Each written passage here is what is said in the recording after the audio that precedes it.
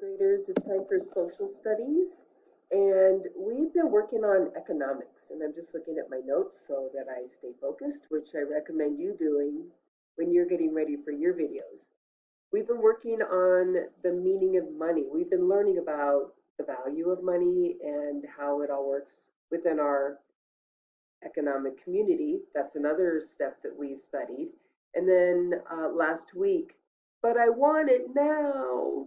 And that was all about learning what a need is and what a want is. Okay?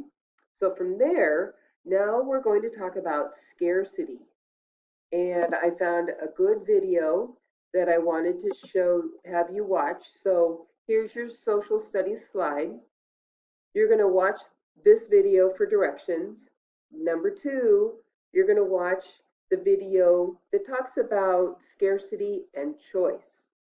And scarcity will be explained in the video, but basically it's how much of something that you have.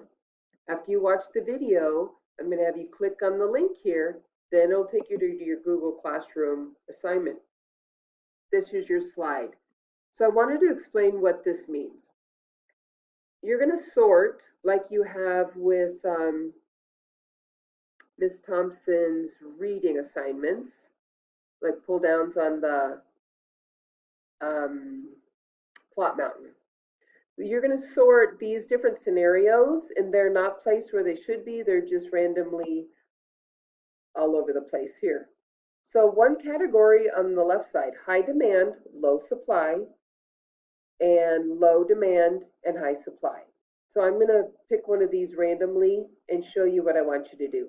So here's the screen one. Let's look at this one and see. All of you will be able to move the text boxes around. This says during the Thanksgiving season, the price of turkey increases. What is the supply and demand for turkey?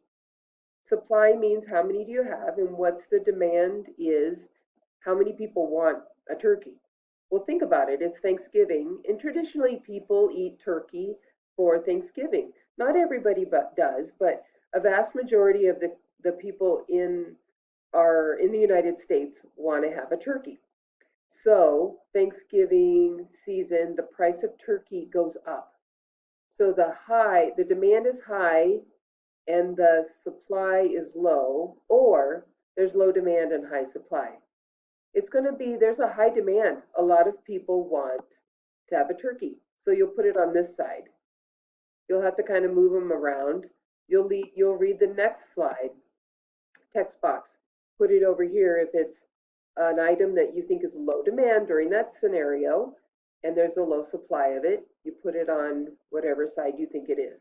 So we're learning about different situations during different times and the demand on the item and if there's enough. So for example, our real world scenario right now, boys and girls, is there's a scarcity of meat right now, or it's coming close to that point, and the demand is high because people are at home cooking a lot, right?